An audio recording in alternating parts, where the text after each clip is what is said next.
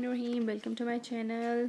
Today we are going to start our lesson number 15, and the title of lesson number 15 is the re-establishment of English in Middle English period. यानी कि Middle English period में दोबारा से English किस तरह से re-establish हुई, किस तरह से दोबारा उसका revival हुआ. तो टॉपिक नंबर 71 है change after 1200 and loss of नॉर्मैंडे. यानी कि 1200 में जो नॉर्मैंडे था उन्होंने अपने जो बहुत ज़्यादा मकबूजा इलाके जो थे वो खो दिए थे, तो उसके बाद से कुछ चेंजेस आना शुरू हो गई.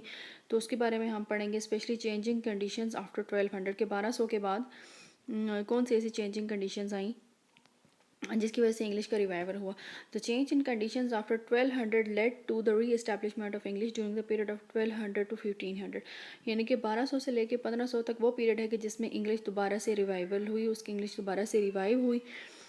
सो शॉर्टली आफ्टर 1200 कंडीशंस चेंज. 1200 के बाद मतलब बिल्कुल कंडीशन जो है वो हालात तब्दील हो गए. England lost an important part of its position abroad. England जो था उसने अपने बहुत सारे मकबूजा इलाके जो है वो उनको जो है वो कुछ जंगों में वो हार चुका था. और आपको पता है कि इंग्लैंड के ऊपर किसका कब्ज़ा था? नॉर्मन्स का. The nobility gradually relinquished their continental state. अब जो नोबिलिटी थी, जो अशराफिया थी, उन्होंने क्या किया, आहिस्ता आहिस्ता जो अपनी उनकी जो स्टेट्स थी उन्होंने उनको फ्री करना शुरू कर दिया. This led to a feeling of rivalry that developed between the two countries. इसकी वजह से क्या हुआ कि दोनों ममालिक के दरमियान, यानी कि इंग्लैंड के दरमियान और नॉर्मैंडे के दरमियान जो वो दुश्मनी की फ़िज़ा पैदा हो गई. The anti foreign movement in England culminated in the 100 Years War. एक एंटी फ़ॉरेन मूवमेंट इंग्लैंड में स्टार्ट हो गई, ठीक है. उसके नतीजे में क्या हुआ, 100 Years War जो कि बहुत ही मशहूर जंग है, उसका आगाज़ हो गया. During the century and half following the Norman conquest.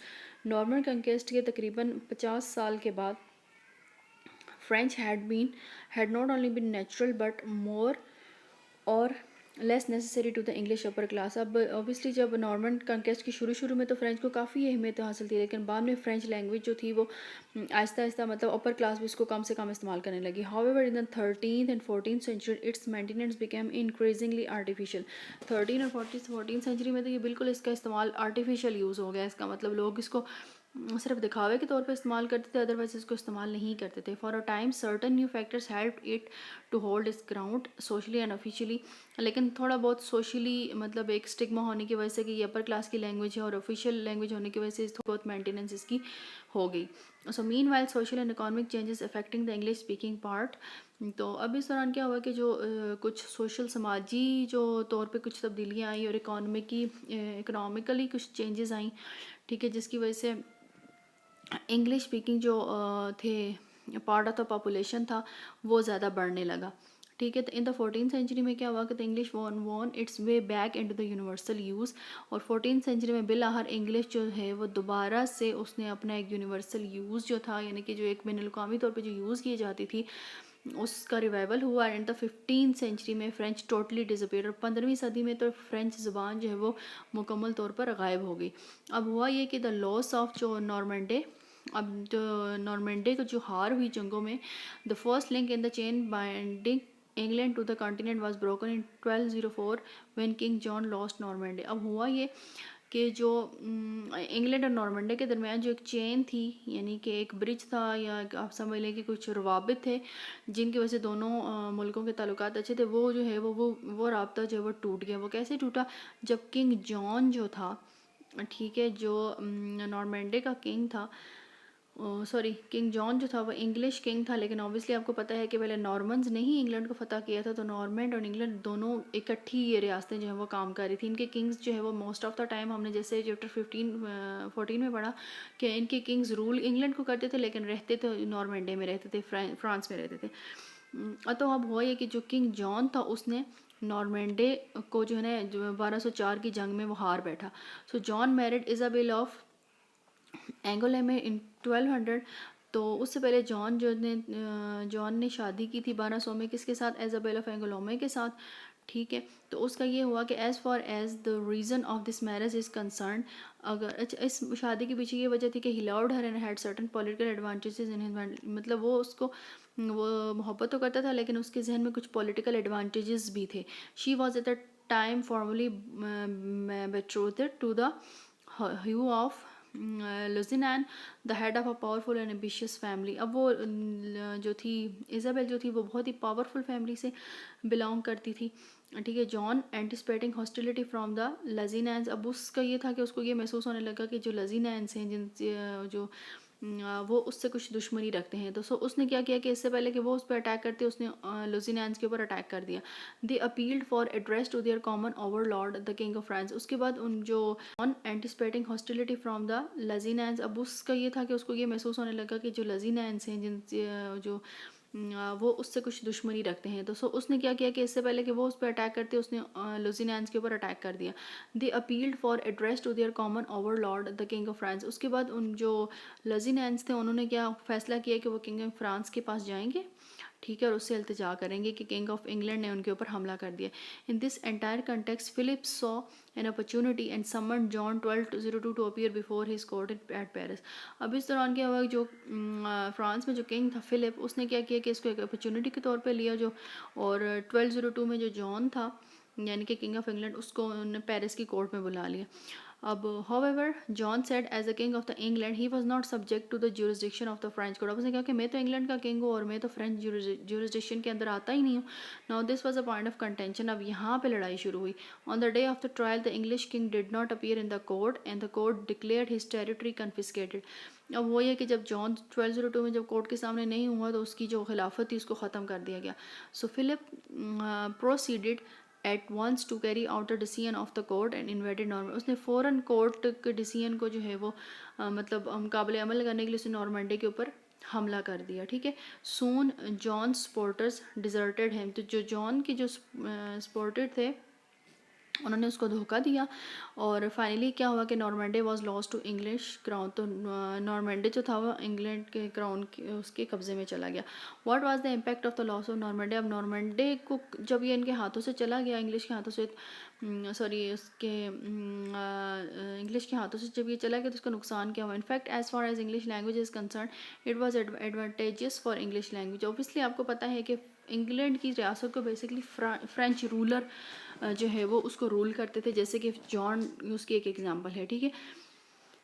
अब जब नॉर्मंडी जो है वो लॉस्ट हो गया, ठीक है, और जॉन 1202 बेसिकली वो नॉर्मन था, एक फ्रेंच था, तो उसकी वजह से जब उसके जाने के बाद क्या हो गया, इंग्लिश लैंग्वेज जो है वो उसके लिए फ़ायदा हो गया, इंग्लिश लैंग्वेज जो है वो ज़्यादा ग्रो करना शुरू हो गई। तो अब now England emerge as a first concern England was on the way of becoming not merely a geographical town but once more a nation. अब उसके जाने का ये फ़ायदा हुआ कि इंग्लैंड जो था वो एक जो है एक अलग से एक जियोग्राफिकल एरिया के तौर पे सामने आया और इंग्लिश नेशन जो है वो एक मतलब चले बिखरे हुए जो थे अब वो बाकायदा एक नेशन के तौर पर सामने आए। टॉपिक नंबर 72 में हम डिस्कस करेंगे, ठीक है, उनका क्या रवैया था और री enforcement loss of Normandy had certain consequences. अब जो नॉर्मंडी का जो कब्ज़ा जो उनके इंग्लिश के हाथों से चला गया उसके कुछ नताइज जो थे वो भी सामने आए, तो उसके बारे में हम पढ़ेंगे। It brought to a head the question of whether many of the nobility owned their elegance to England or to France। अब ये सवाल ये पैदा होता है कि जब ये बादशाहत थी जो है वो इंग्लैंड और फ्रांस दोनों में थी, क्योंकि फ्रांस में बैठकर इंग्लैंड की बादशाहत को कंट्रोल किया जाता था, तो जो अशराफिया थी उनकी जो जायदादें थी, ठीक है, वो इंग्लैंड में भी थी और फ्रांस में भी थी। After the Norman conquest a large number held in lands in both countries. Obviously जब नॉर्मन्स ने इंग्लैंड को फतह कर लिया तो उनकी जो ज़मीनें थी वो दोनों ममालिक में थी। A kind of interlocking aristocracy existed. तो क्या था कि एक दोनों के दरमियान एक एरिस्टोक्रेसी जो थी वो इंटरलॉकिंग एरिस्टोक्रेसी यानी कि एक रवाबत जो था वो जो उनके अशराफिया के दरमियान दोनों मुल्कों की अशराफिया के दरमियान एक जिसको कहते हैं ना मेल जोल का रिश्ता था। So it might be difficult for some of the English nobility to say whether they belong more to England or to continent. अब ये कुछ जो अशराफिया थी इंग्लिश अशराफिया उसके लिए कहना मुश्किल था कि वो इंग्लैंड से ज़्यादा बिलोंग करते हैं, यानी कि उनकी ज़्यादा जायदादें इंग्लैंड में हैं या कॉन्टिनेंट में हैं यानी कि फ्रांस में हैं। Some steps towards separation of their interest had been taken from time to time. लेकिन कुछ जो थी उनकी दिलचस्पी जो है वो जो कुछ वक्त के साथ साथ उनकी दिलचस्पी जो है वो इन चीज़ों में कम होती गई, ठीक है। तो ऑन सेवरल जैसे हम देखेंगे मुख्तलिफ मौक़े के ऊपर जो हेनरी वन था उसने confiscated the English state of unruly Norman barons. उसने क्या किया कि जो इंग्लिश स्टेट थी जिसको नॉर्मन्स के जो गुंडे जो थे वो जिसको उसके ऊपर काबिज थे, तो हेनरी वन ने उसको ख़त्म कर दिया। बट इन 1204 में the process of separation was greatly accelerated. लेकिन 1204 में ये प्रोसेस जो है वो कि जायदादों को अलग करने का या उनकी लैंड्स को अलग करने का, स्टेट्स को अलग करने का, ये बहुत तेज़ी से शुरू हो गया। For by degree of 1204 to 1205 the king of France announce that he had confiscated the lands of several great barons. अब उसने ये ऐलान कर दिया कि उसने बहुत सारी जो शराफिया थी उन्होंने उनकी ज़मीनों पर उनको उनकी ज़मीनों को जायदादों को जब्त कर लिया है। For the most part the families that had states on both sides of the channel were compelled to give up one or other. वो और उन जो थी फैमिली जो थी वो दोनों साइड्स पे जिनकी ज़्यादातर जायदादें थी उनको ये मजबूर किया गया कि वो अपनी जायदाद एक में इसको ये एक जायदाद को छोड़ दें।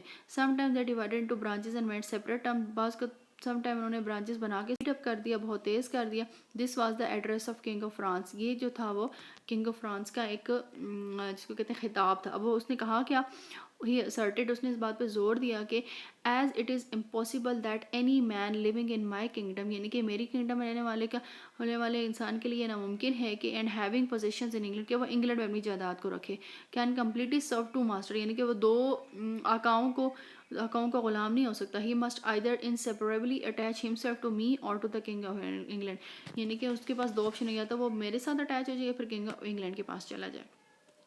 So people had to relinquish their properties either in England or in France. Obviously लोगों को फिर अपनी जो जायदाद थी वो इंग्लैंड या फ्रांस में से किसी एक को में छोड़नी पड़ी।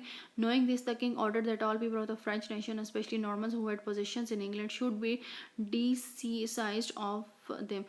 अब ये जानते हुए उसने ये कहा कि जो जितने भी नॉर्मन्स हैं जिनकी इंग्लैंड में प्रॉपर्टीज़ है वो अपनी प्रॉपर्टीज़ को छोड़ दें। After 1250 there was no reason for the nobility of England to consider itself anything but English. तो 1250 में जो इंग्लैंड की जो शराफिया थी उनके पास और कोई चारा नहीं था वो ये मानने के अलावा कि वो इंग्लैंड ही से बिलोंग करते हैं और इंग्लैंड ही के शराफी, यानी कि वो अपने आप को फ्रेंच नहीं कह सकते थे।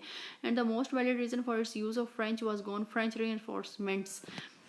तो अब उन फ्रेंच लैंग्वेज को इस्तेमाल करने के बारे में भी उसकी फ्रेंच रिवाइवल की भी कोई खास रीज़न बाकी नहीं बची। So this was the time of foreign invasion. तो इस वक्त ये वो टाइम था कि जब इंग्लैंड पहले ही कमज़ोर हो चुका था, फिर उसके ऊपर मजीद बाहर से हमले किए गए। This is when the country experience of fresh invasion of foreigners, this time mostly from the south of France. तो साउथ ऑफ फ्रांस से ये हमले हो रहे थे। In short, in the course of Henry III's long reign 1216 to 1272 the countries was eaten up by strangers. तो उसके ऊपर हाथ पे हेनरी थ्री के दौर को उठा के देंगे 1216 से लेके 1272, जो कि काफ़ी लंबा दौर है। इसमें जो बाहर के अजनबी लोग थे बेसिकली उन्होंने मुल्क को खाया। Even London was full of overflowing not only of Poitevins, यानी कि लंदन में पोइटविन जो स्ट्रेंजर्स थे, जो अजनबी कबीले थे जैसे पोइटविंस, उनका वहाँ पर लंदन में राज था। Romans and Provencals but also of Spaniards who did great injury to the England। But के इस तरह के अननोन स्ट्रेंजर कबीले या स्ट्रेंजर पीपल है जिन्होंने इंग्लैंड का तबाही कर दी। 10 फ्रेंच रीइंफोर्समेंट टुक प्लेस। उसके बाद क्या हुआ कि दोबारा फ्रेंच रीइंफोर्समेंट जो है वहाँ पर जो है दोबारा से रिवाइव होगी, क्योंकि वहाँ पे अजनबी लोग आए थे, उनको हटाने के लिए फ्रेंच रीइंफोर्समेंट, फ्रेंच रिवाइवल ज़रूरी था। अब नेक्स्ट टॉपिक था सर 73 में हम डिस्कस करेंगे English and French in the 30। अब 13th सेंचुरी की अगर हम बात करें तो इंग्लिश और फ्रेंच। उसके बाद क्या हुआ कि दोबारा फ्रेंच रीइंफोर्समेंट जो है वहाँ पर जो है दोबारा से रिवाइव होगी, क्योंकि वहाँ पे अजनबी लोग आए थे, उनको हटाने के लिए फ्रेंच रीइंफोर्समेंट, फ्रेंच रिवाइवल ज़रूरी था। अब नेक्स्ट टॉपिक था सर 73 में हम डिस्कस करेंगे English and French in the 30। अब 13th सेंचुरी की अगर हम बात करें तो इंग्लिश और फ्रेंच साइमल्टेनियसली एग्जिस्ट करती हैं। तो 13th century must be viewed as a period of shifting emphasis upon the two languages spoken in England. अगर हम 13वीं सदी की बात करें तो 13वीं सदी में इंग्लैंड के ऊपर दो ज़ुबानों के बोलने के ऊपर ज़्यादा जोर दिया गया।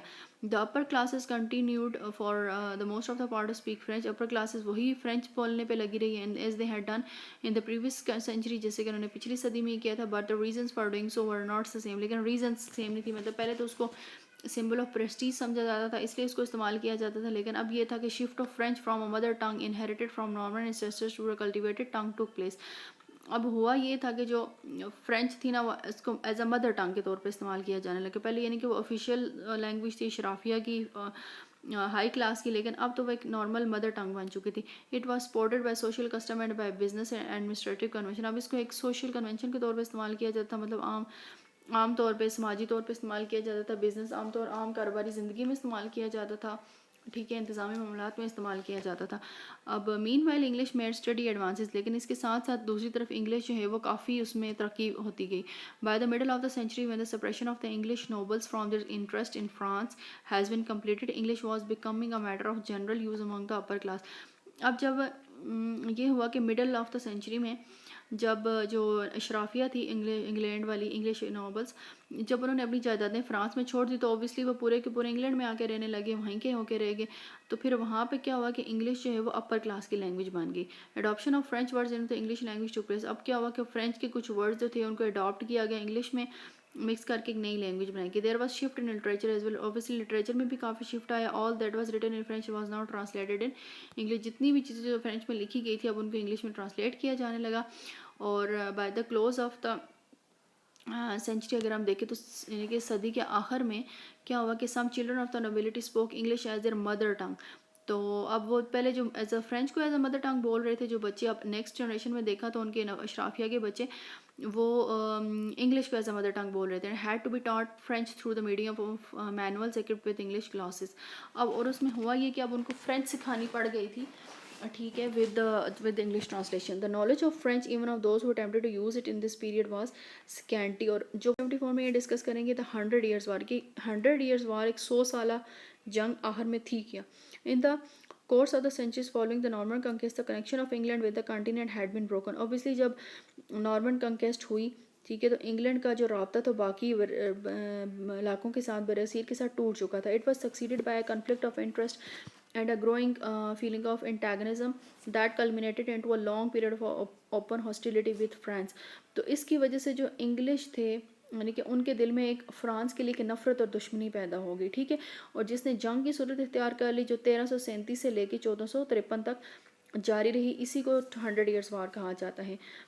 तो इसके बारे में ये कहते हैं कि the active interference of France in England's efforts to control Scotland and Edward III to finally put forth the claim to the French throne and to invade France. यानी कि इंग्लैंड के जो लोग थे इंग्लिश जो थे उनको बहाना चाहिए था फ्रांस का जो तख्ता उलटने का, ठीक है। तो उसका उन्होंने क्या किया कि उन्होंने इस बात को वजह बनाया कि फ्रांस जो है वो स्कॉटलैंड के ऊपर कंट्रोल हासिल करना चाहता है और एडवर्ड III जो है वो उनके मुल्क के मामलात में फ्रांस है वो इंटरफेयर कर रहा है। तो इसको बहाना बना के उन्होंने क्या किया, फ्रांस को जो था उसका जो उसको इन्वेड किया, उसके ऊपर हमला किया। तो the great victories of the English at Crecy 1346 and Poitiers 1356 fanned English patriotism to a white heat.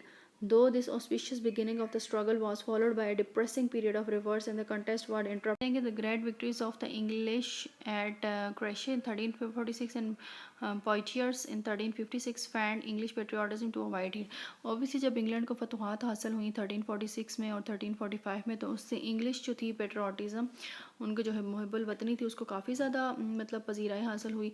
अगरचे ये था कि this auspicious beginning of the struggle, ये जो कीमती एक बहुत ही बेशकीमत जो स्ट्रगल का आगाज़ था was followed by depressing period of reverses. इससे पहले काफ़ी उनके ऊपर एक डिप्रेसिंग पीरियड आया, ठीक है। तो in the rain of Henry VI England again enjoyed a brief period of success. अब जब हेनरी V की रेन आया तो इंग्लैंड ने जो अगेन एक पीरियड ऑफ सक्सेस जो है वो कामयाबियों को एक नया दौर एंजॉय किया, notably in the victory against great odds at Agincourt in 1445। Obviously जो सबसे मेजर फतूहात थी वो एगिनकोर्ट की इन 1415 में थी। But the success did not continue after the young Kings day, लेकिन ये जो यंग किंग था इसकी डेथ के बाद जो हेनरी V जो कि बहुत यंग एज में इसकी डेथ हो गई तो उसके बाद फतूहात का सिलसिला रुक गया। So and the expires of John of arc in 1429 mark the beginning of the end.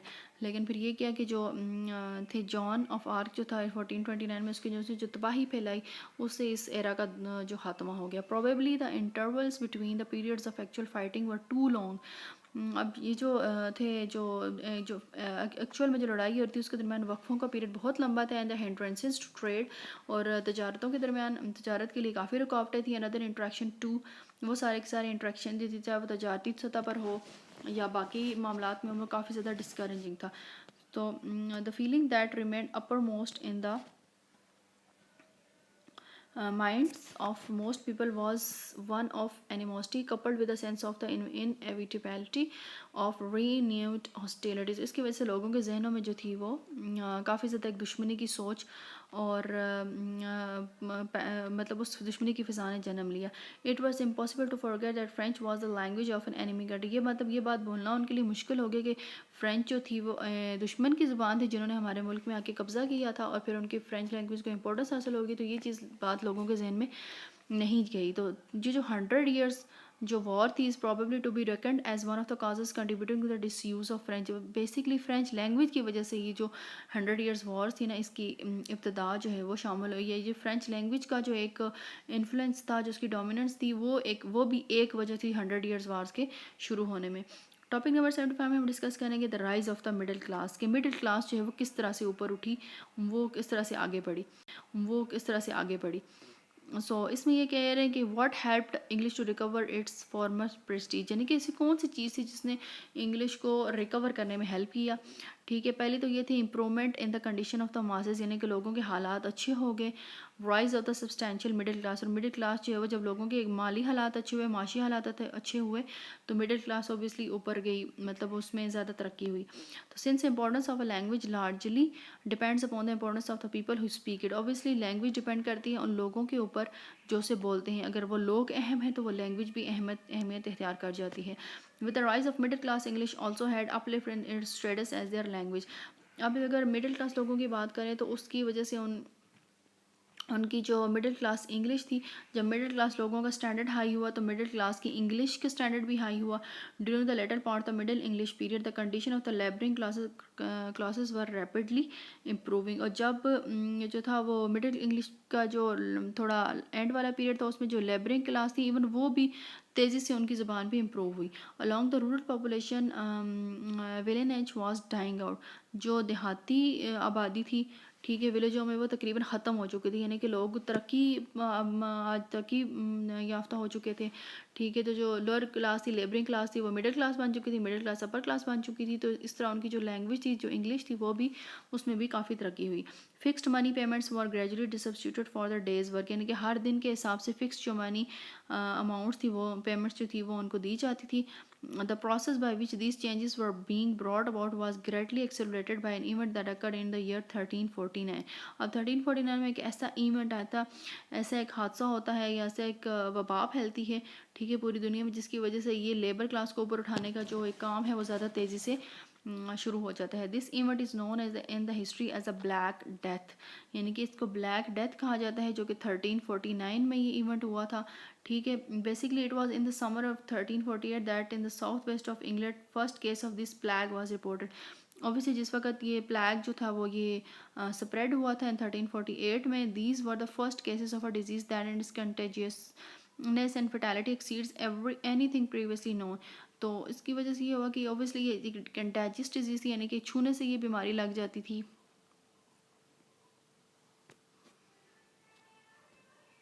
हुआ ये कि ये जो बीमारी थी ऑब्वियसली ये कंटेजियस डिजीज़ थी, छूने से लग जाती थी. ठीक है, तो the Black Death spread rapidly over the rest of the country reaching its height in 1349 when 40% of the parish clergy died of the प्लैग.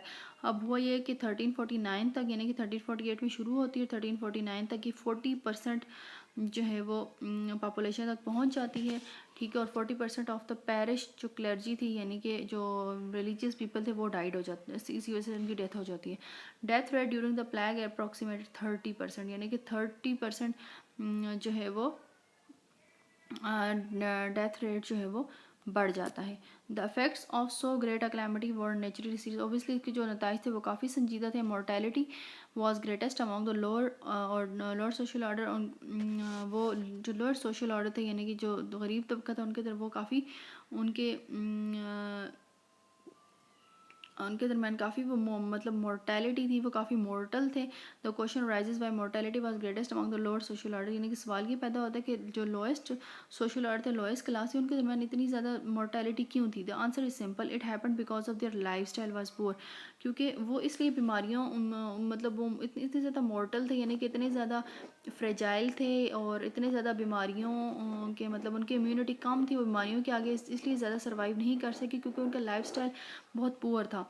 Hygiene condition बहुत ज़्यादा बैड थी, ठीक है, और मेडिसिन वो लोग अफोर्ड नहीं कर सकते थे। The result of this that's was a labour shortage with consequently give rise to increase in, और इस ऑब्वियसली इस जो बीमारी फैली तो लेबर शॉर्टेज हो गया, यानी कि मज़दूरों की तादाद में काफ़ी कमी होगी, तो ऑब्वियसली जो उनकी जो थी मज़दूरों को जो एक क्या कहते हैं उसकी उनकी जो मांग थी, जो उनकी तनख्वाह थी, उसमें भी इजाफा हो गया, जो डेली वेजेस थी।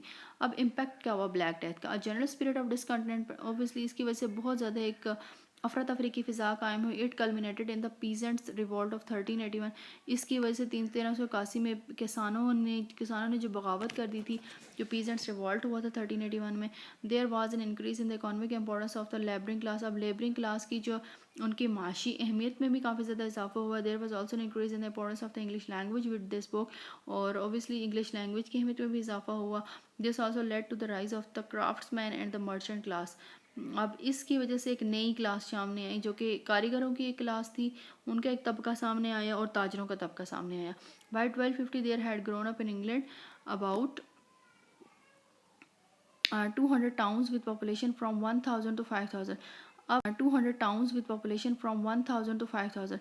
अब इंग्लैंड में कुछ नए कस्बे बन गए, ठीक है, जिनकी जो आबादी थी वो 1000 से लेके 5000 थी।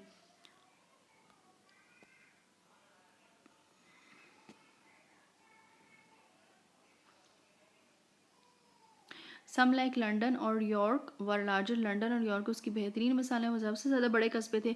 These towns became free self governing communities, electing their own officers, assessing taxes in their own way, trying their own cases and regulating their commercial affairs। अब ये जो थी कि कस्बे जो थे वो मुकम्मल तौर पर आज़ाद थे, उनकी अपनी हुकूमत थी, अपनी कम्युनिटीज़ थी, वो अपने ऑफिसर्स को खुद इलेक्ट करते थे, और अपने टैक्सेस लेने का तरीका, उनको रेगुलेट करने का तरीका, अपने अफेयर्स चलाने का तरीका, कमर्शियल अफेयर जो थे, मामलात, बैरूनी मामलात, अंदरूनी मामलात, वो सब के सब उनके चलाने का अपना तरीकाकार था। दे वर इंगेज इन ट्रेड और in the manufacturing of crafts.